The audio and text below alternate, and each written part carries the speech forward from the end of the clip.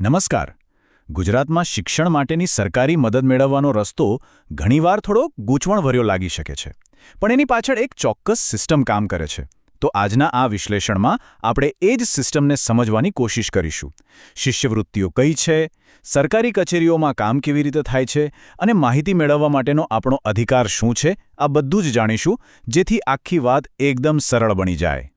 આ આખી વાતની શરૂઆત આપણે એક ખૂબ જ સુંદર વિચાર સાથે કરીએ. જો આ જે શૈક્ષણિક યોજનાઓ છે ને, એ ખાલી આંકડાઓ કે નિયમોની રમત નથી. ના, આ તો કોઈ ગરીબ બાળકના સપના પૂરા કરવાની ચાવી છે. આ એક વાત આપણને યાદ કરાવે છે કે દરેક સરકારી યોજના પાછળનું મૂળ હેતુ તો માણસનું ભલું કરવાનો જ હોય છે. પણ સવાલ એ છે કે આ જે વચન છે તેને હકીકતમાં બદલવા માટે જે સિસ્ટમ છે એ કામ કેવી રીતે કરે છે? બસ આ જ સવાલનો જવાબ શોધવા માટેનો આ પ્રયાસ છે. દરેક વિદ્યાર્થી, વાલી અને એ દરેક નાગરિક માટે જેઓ આખી સિસ્ટમને મૂળમાંથી સમજવા માંગે છે. તો ચાલો આપણી સફર શરૂ કરીએ. સૌથી પહેલાં એ જોઈએ કે વિદ્યાર્થીઓને આર્થિક રીતે મદદ કરવા માટે કઈ કઈ મુખ્ય શિષ્યવૃત્તિઓ ઉપલબ્ધ છે, કોને લાભ મળી શકે, કેવી રીતે, ચાલો એક નજર કરીએ. અહીં બે મુખ્ય શિષ્યવૃત્તિઓ છે અને બંનેનો અભિગમ જરા જુદો છે. એક છે ગુજરાત સરકારની મુખ્યમંત્રી જ્ઞાન સાધના યોજના. આનો ફોકસ છે તેજસ્વી વિદ્યાર્થીઓ પર, જેમને સ્પર્ધાત્મક પરીક્ષાના આધારે પ્રોત્સાહન આપવામાં આવે છે. અને બીજી બાજુ છે કેન્દ્ર સરકારની NMSS યોજના, જેનો મુખ્ય હેતુ એ સુનિશ્ચિત કરવાનો છે કે આર્થિક મુશ્કેલીને કારણે કોઈ બાળક 8મા ધોરણ પછી ભણતર છોડી ન દે. જ્ઞાન સાધના યોજનાની વાત કરીએ તો ધોરણ 11 અને 12ના વિદ્યાર્થીઓ માટે વાર્ષિક 25,000 રૂપિયા. વિચારો, કારકિર્દીના આટલા મહત્વના તબક્કે આ કેટલી મોટી આર્થિક મદદ કહેવાય? અને NMMS યોજનામાં શું છે? તો ધોરણ 12 સુધી દર વર્ષે 12,000 રૂપિયાની શિષ્યવૃત્તિ, એટલે કે દર મહિને 1,000 રૂપિયાની પાક્કી મદદ, જેથી ભણવાનો ખર્ચ નીકળી શકે અને શિક્ષણ અટકે નહીં. પણ વાત અહીં પૂરી નથી થતી. આના સિવાય પણ ઘણું બધું છે, જેમ કે હાયર એજ્યુકેશન માટે MYSY યોજના, પછી દીકરીઓ ભણતી રહે એ માટે વિદ્યાલક્ષ્મી બોન્ડ અને મફત સાયકલ આપતી સરસ્વતી સાધના યોજના પણ છે. એટલું જ નહીં, જે વિદ્યાર્થીઓનું સ્કૂલ દૂર હોય એમના માટે ટ્રાન્સપોર્ટની સહાય પણ છે.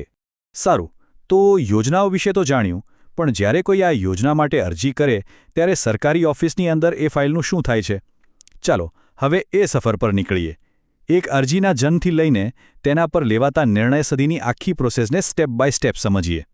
જુઓ, કોઈપણ સરકારી કાગળ 5 મુખ્ય સ્ટેપ્સમાંથી પસાર થાય છે. સૌથી પહેલાં અરજી ઓફિસમાં આવે એટલે આવક રજિસ્ટ્રીમાં તેની એન્ટ્રી થાય. પછી એ ફાઇલ જાય ક્લાર્ક પાસે, જે તેના પર નિયમોને ટાંકીને એક નોંધ લખે છે. આ નોંધના આધારે મોટા સાહેબ એટલે કે સિનિયર અધિકારીઓ નિર્ણય લે છે. એ નિર્ણય પછી એક ફાઇનલ જવાબ, જેને મુસદ્દો કહેવાય, તે તૈયાર થાય અને છેલ્લે જાવક રવાનગી દ્વારા એ સહી થયેલો પત્ર અરજદારને મોકલી દેવામાં આવે છે. હવે આમાં બે શબ્દો સમજવા જેવા છે: નોટિંગ અને ડ્રાફ્ટિંગ. નોટિંગ એટલે શું? એ ફાઇલની અંદર થતી આંતરિક ચર્ચા છે, એક જાતનું વિશ્લેષણ જેના પરથી નિર્ણય લેવાય. અને ડ્રાફ્ટિંગ એ છે ફાઇનલ નિર્ણય પછી તૈયાર થતો ઓફિશિયલ જવાબ, જે પત્ર સ્વરૂપે આપણને મળે છે. એક અંદરની વાત છે, બીજું બહારની. ચાલો હવે એક ખૂબ જ અગત્યના મુદ્દા પર આવીએ: પારદર્શિતા અને જવાબદારી. આ બે શબ્દોને હકીકતમાં બદલવા માટે આપણી પાસે એક બહુ મોટું હથિયાર છે, અને એ છે માહિતીનો અધિકાર અધિનિયમ, એટલે કે RTI એક્ટ. જ્યારે આપણે RTI કરીએ ત્યારે 3 મુખ્ય વ્યક્તિઓ સામે આવે છે. સૌથી પહેલાં તો PIO, એટલે કે જાહેર માહિતી અધિકારી. માહિતી આપવાની જવાબદારી એમની છે. જો એમના જવાબથી સંતોષ ન થાય તો આપણે જઈ શકીએ છીએ FAA પાસે, એટલે કે પ્રથમ અપીલીય અધિકારી પાસે, જે મોટા ભાગે જિલ્લા શિક્ષણાધિકારી DEO હોય છે. અને ત્યાં પણ વાત ન બને તો છેલ્લો દરવાજો છે રાજ્ય માહિતી આયોગ, એટલે કે SIC. અને આ કામમાં સમયનું ખૂબ મહત્વ છે. કાયદા મુજબ PIOને જવાબ આપવા માટે 30 દિવસનો સમય મળે છે. પણ જો માહિતી કોઈના જીવન કે આઝાદી સાથે જોડાયેલી હોય તો આ સમય ઘટીને માત્ર 48 કલાક થઈ જાય છે. અને જો અપીલ કરવામાં આવે તો FAA 45 દિવસમાં તેનો નિર્ણય આપવો પડે. એટલે કે બધું જ ટાઈમ બાઉન્ડ છે. પણ એક સવાલ ચોક્કસ મનમાં આવે: શું એવું બની શકે કે સરકાર માહિતી આપવાની જ ના પાડી દે? શું એવું કરી શકાય? તો જવાબ છે હા, એવું થઈ શકે. પણ એમ જ નહીં, એના માટે કાયદામાં ખૂબ જ સ્પષ્ટ અને મર્યાદિત કારણો આપેલા છે. કાયદાની કલમ 8માં આ કારણો આપેલા છે. જેમ કે દેશની સુરક્ષાને લગતી કોઈ વાત હોય અથવા પરીક્ષા કોણ સેટ કરે છે એવા ગુપ્ત નામો હોય તો એ માહિતી નહીં મળે. એવી જ રીતે કોઈ બીજા વ્યક્તિની અંગત માહિતી, જેમ કે કોઈ શિક્ષકનો મેડિકલ રિપોર્ટ કે કોઈ કર્મચારીની બેંક ડિટેલ્સ, જો એમાં વ્યાપક જાહેરહિત ન હોય તો એ પણ આપી શકાતી નથી. અને ધારો કે કોઈ અધિકારી જાણી જોઈને માહિતી ના આપે, ખોટી માહિતી આપે કે ફાઇલ જ ગાયબ કરી દે તો કાયદામાં એની પણ જોગવાઈ છે. રાજ્ય માહિતી આયોગ આવા અધિકારી પર 25,000 રૂપિયા સુધીનો દંડ લગાવી શકે છે. આ ખૂબ જ મહત્વની વાત છે. તો આપણે યોજનાઓ જોઈ, ઓફિસની કાર્યપદ્ધતિ સમજી અને આરટીઆઈ વિશે પણ જાણ્યું. હવે આ બધાને જોડીને જોઈએ કે આ આખી સિસ્ટમનો છેવટનો મતલબ શું છે. આ બધા નિયમો અને કાયદાઓ એક કાગળ પરથી લોકો સુધી કેવી રીતે પહોંચે છે? સરકારી દૃષ્ટિકોણથી જોઈએ તો આનો હેતુ ખાલી ફાઇલોને એક ટેબલથી બીજા ટેબલ પર મોકલવાનો નથી. બિલકુલ નહીં. અસલ હેતુ છે સમયસર અને સાચું કામ કરીને લોકોનો વિશ્વાસ જીતવાનો.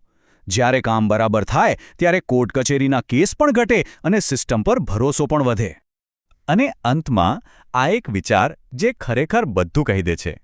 કોઈ પણ અધિકારી માટે આરટીઆઈ એ કોઈ માથાનો દુખાવો નથી, પણ એ તો પારદર્શિતા લાવવા માટેનું એક માધ્યમ છે.